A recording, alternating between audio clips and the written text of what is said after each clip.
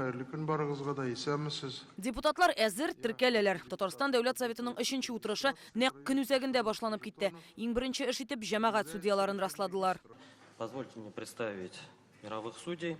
Аннары депутатлар көн кадагындагы мәсьәләләргә күчте. Аларның берсе солым белән бәйле. Оешмалар мөлкәтенә солым салу. Күчемсез мөлкәт объектын саткач, солым түләүченең киремен билгеләү өчен кулланыла торган коэффициент күләмен ачыклау турындагы республика законнарына үзгәреш кертү турында сөйләштеләр. Хәзерге вакытта салым түләүченең күчемсез мөлкәт объектын сатудан алган киреме, әлеге объектның кадастр бәясеннән кимрәк булган чакта, физик затлар киременә салым салу өчен кирем суммасы кадастр бәясеннән 0,7 коэффициентына тапкырлап билгеләнә.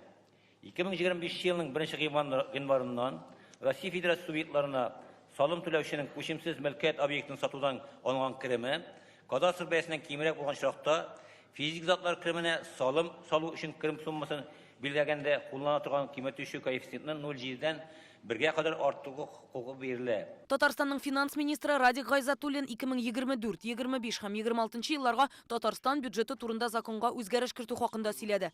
Казнаның быелгы киреме 484 миллиард сум булачак. Шул рәвешле кирем өлешенең 54 миллиард сумга артуы фаразлана. Чыгымнарны 40 миллиард сумга арттырырга тәкъдим иттеләр. Без инде әйтәбез, бюджетка килгәндә ул тулысынча үтәләчәк, чөнки андагы каралган кирем һәм чыгым ягымнар да барысы да безнең расчетлар белән һәм инде әгәр дә кирем ягына килсәк, инде без инде бик күп предприятиеләр очрашып, бу киремнәрне барысын да алар белән сыйфатлы итеп карарга тырыштык. Көн кадагындагы мәсьәләләрнең тагын берсе мәктәп һәм һөнәри белем бирү учреждениеләрендә финанс нормативларын раслау. Ягъни һәр төрдәге мәктәп өчен бер балага дәүләт чыгымы 10%-ка арттырыла. Балалар бакчаларында да, мәктәпләрдә дә ул 10%-ка арта.